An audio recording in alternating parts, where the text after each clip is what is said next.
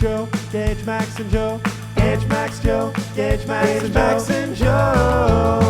YouTube live show with Gage, Max, and Joe. Where they're fired up and ready to go. Gage, Max, and Joe. Gage, Max, Joe, Gage, Max, and Joe. Gage, Max, Joe, Gage, Max, and Joe. YouTube live show with Gage, Max, and Joe. Where they're fired up and ready to go. Gage, Max, and Joe. And we are on. Welcome today, guys. Good morning. Today is Tuesday, April 14th. I hope you guys all had a fantastic Easter. We just kind of chilled in our houses. My dad and I made mozzarella sticks, but other than that, not much going on.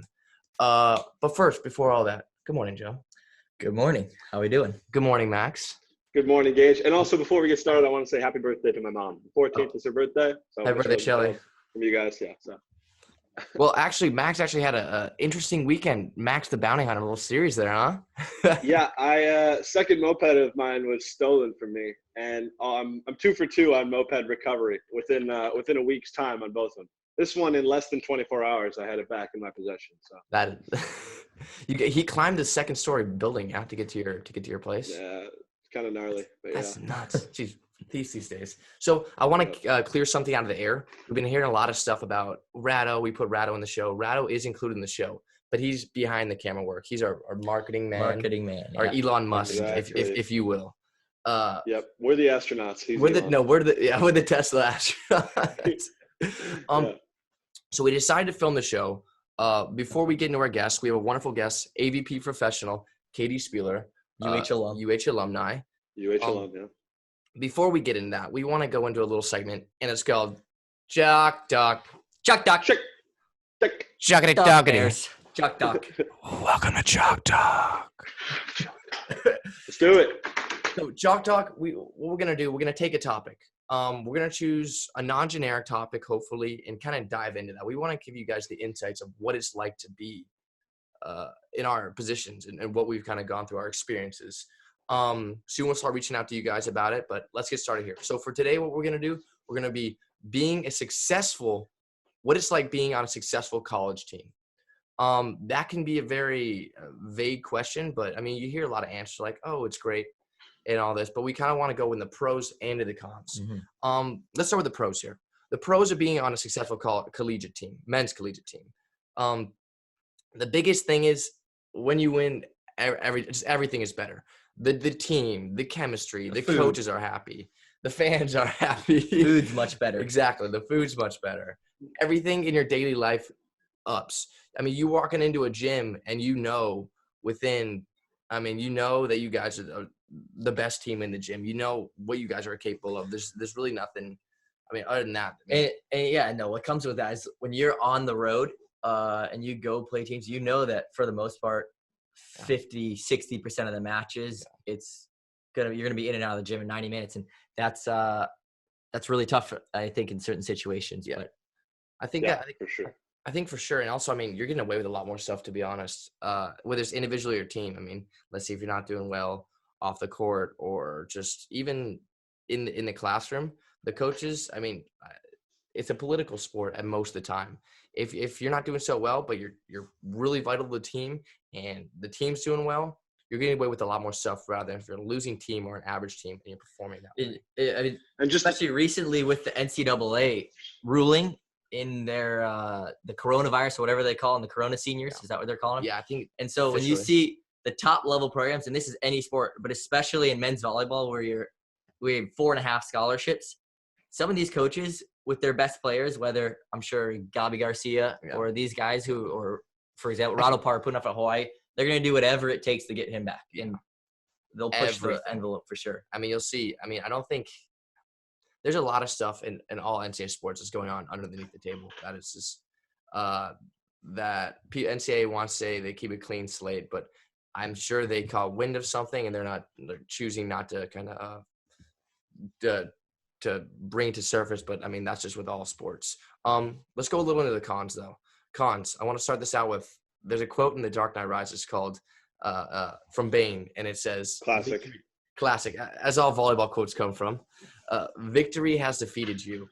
And I think that's something I can definitely relate to because, as we said, you go into a gym thinking about, okay, I'm going to win this. That can lead to inconsistent play. For me personally, I know that when I'm on the court, sometimes I'll be thinking in a game, I'll be like, all right, let's just get this game over with. And it can be like a league game, and I'll be thinking that. Like last year, I was thinking, oh, this is all right, let's just get this over with. I'm already thinking about like what's going on after the game. And that lead to me playing inconsistently sometimes throughout the season. But that's being a we always talk about in the UH gym being a professional, and that's the biggest thing for me. I know that I still have to get better at in my career is you have to be able to show every single night because you're being paid money to show up. Yeah. And so from that standpoint, it's a very tough thing to do. And being on a successful team really challenges that. Especially in college, you get a taste of it, but when you move on to the professional level, it's stressed significantly for sure. Yep. And you Max, I mean, you see, like you take stuff for granted. That's why when you lose on a successful team, obviously you're competitive. If you're reaching that level, you're gonna be pretty competitive. But it's you get a taste of your own mortality. You almost feel immortal if you're not if you're winning all the time. And then you like when we sorry, Max, what were you saying? I was gonna say to go off what you said before about staying engaged all nights of the week, no matter who your opponent is. I think that's a sign of like really top level competitors when you're always as laser focused every night. But that's hard to do. Yeah, for sure. For sure. Only the top can do that. So this has been our first segment of Chalk Talk. Chalk Talk. Chalkity talkity. Chalkity. Yeah. We're going to get you on. We're about to get Katie Spieler on, AVP professional athlete, UH alum, all-around stud. Ladies and gentlemen, Katie Spieler. Katie, say hi to everyone out there. Hey, everyone. Thanks for having me on, you guys. Thank you. Great Thank you so much. We like to kind of dive into the mindset of an AVP player. So what better way to bring a phenomenal players like yourself. UH alum too. UH alum as well. We got to bring on the UH alum. So let's talk about your personal goals. What is your biggest personal goal that you want to accomplish in your beach career? Yeah, I've never really been someone to have like stagnant goals. I always have known like I want to play pro. I want to shoot really high, but I think like my biggest personal goal is just to see how far I can push my potential. And as a smaller player, I think it's been something that's always driven me. So just really like seeing how far I can go. And I want to be playing this sport for a really long time. So I think my goal is to just really see how far I can get and have a long career. Yeah. So you've been on the tour since 2014 with your highest place and a very impressive third place. Which AVP stop was that? Where was that? That was in Austin. In Austin. Oh, that must be hot. Is it hot playing in that weather? It was crazy. I think we played in like a super hot day, like maybe near 100, and then the day before it had been like thunderstorms, so it's pretty wild temperatures there. So now that you've experienced third place and a decent amount of success, you said at the beginning of your career you didn't have any aspirations. Now that you've tasted success and have been so close to an AVP final or winning an AVP final, has that changed your mindset at all or no? Well, I've always had aspirations, but I don't have them as like these stagnant goals that I have to get to. But yeah, I think definitely getting to that Sunday showed me that like that's where I want to be and that's where I can be. So definitely like want to be in more Sundays and competing for a final. Yeah, for sure. When you say that you don't have stagnant goals, you say that you have like maybe more vague goals like in mind, or could you maybe elaborate on that? I think that's pretty interesting. Yeah. So I think I read that Karch said one time, like he goes into games with high hopes but no expectations. And I think that's kind of something that I took from him and has helped me a lot, because I've definitely struggled a little bit with getting frustrated with myself, like mentally in games and just like in the long run. Like if I'm not doing well, that really weighs on me. And so I had to learn how to cope with that and like realize that can weigh you down when you're playing. So I try to just like release like any expectations and just be grateful to like be in that moment. and just see how far I can get. So obviously, like within, I have so many goals, but I don't really put them out there and like journal about them and be like, I need to be in the Olympics 2024. Like, to me, it's just about how far can I get? And I know that I'm going to work my hardest every single day just because that's how I am. And I don't need to like write those goals down and then if I don't reach them, be super upset. So in general, would you say the beach community is very similar to that? Because I don't know if you've spoken with any of the guys or the women who've played on the men's side or the women's side professionally, but obviously when you're in Europe or you're in South America and those clubs are paying you a lot of money to go and win, basically, like your job is to win, they tell you. What do they enjoy the more kind of individual perspective on the beach side? Because I feel like on the beach side, obviously, like you said, you can set your own goals and you can really map out the stuff that you want to do and the things that you want to accomplish. Yeah, I think that's what you kind of learn as a beach volleyball athlete. It's such a long journey, and there's so many ups and downs, and you're not getting a steady paycheck. So not only when you lose is it like such a hit as it is for any athlete, but you're also, losing a lot of money when you don't place well. So I think that you have to learn how to make it more about the long journey and not just the individual events. I think that beach volleyball athletes learn how to look at the game in like a long-term perspective. And I think that shows with the top athletes because a lot of them are older.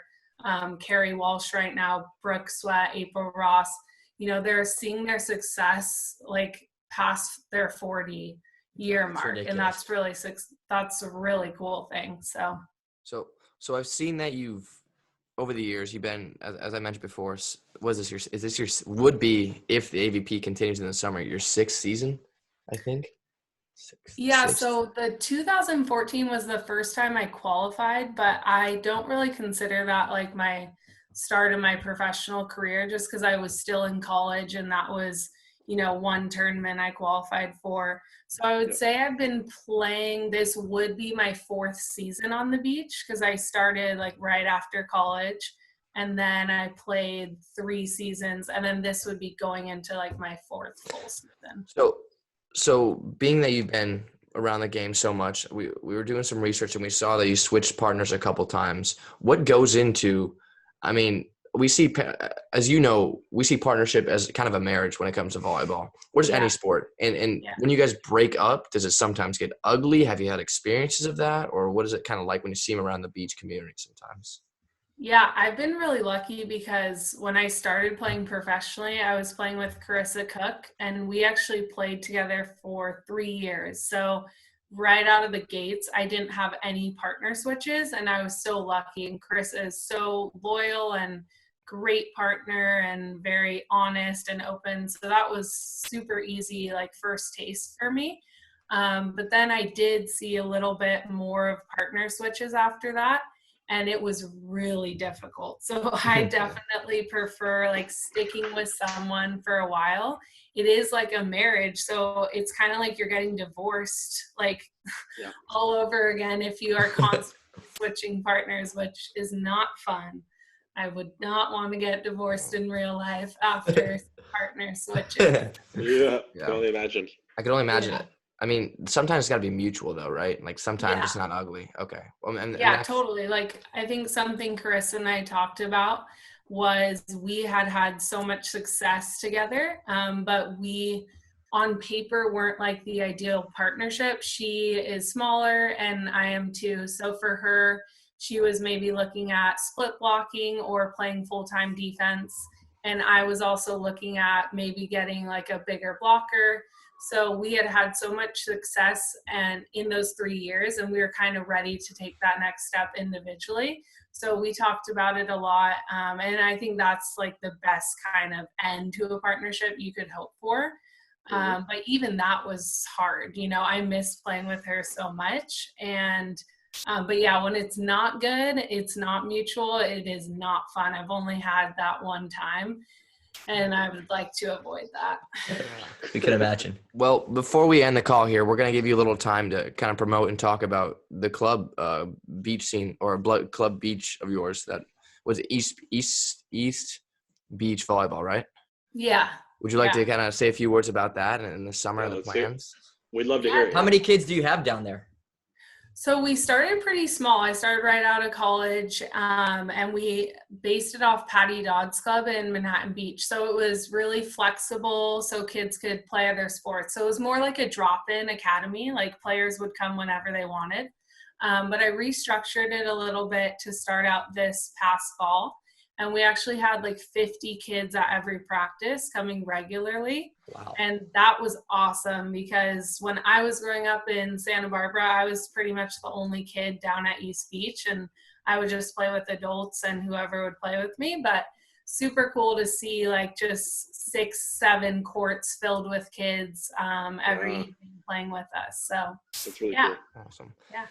Katie, thank you so much for being on the show today. Katie, Yeah, thank you for joining us. so We fun really to see you appreciate it. guys. You're a Yeah. stud. We hope We'd love to have you back. Yeah. Yeah. We'd love to have you back on. You guys are off to a great start. I'm excited to follow you. Thank you so much. Katie Spieler, everyone.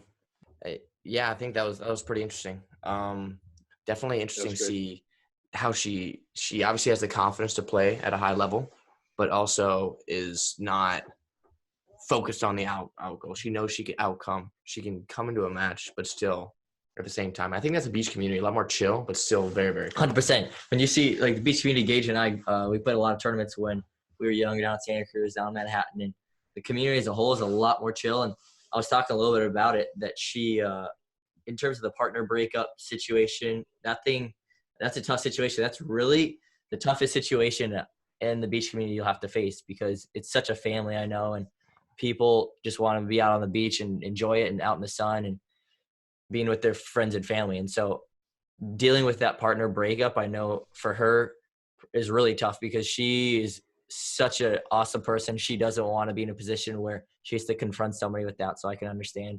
And I know that I've had to deal with the same thing, whether it was a team or a partner. So it's a really tough situation. For sure. I think, For sure. I mean, we never really had a choice because we were related. So it's not like There there was- was much choice there. Yeah. When I threw sand in Gage's face when he was 12 years old, that pretty much started our relationship. Most people Yeah. that'll end it, That was but our for first us, that tournament. kind of started our First beach tournament. career. What a great way to start. So thank you guys so much for tuning in today. As we post on our Instagram, the TikToks, keep sending them in. We're making a compilation. They should be here next video at the end of the video. Keep sending them with your team, individual. Tag us. We will save them, make it a compilation. And if you can, try and watch the language because we had someone with language on it. So try and keep it clean, please. But we love the content. Thank you so much. Please make sure you subscribe and follow. It helps us a lot. Joe, thank you for having on today. Max, thank you for being on today.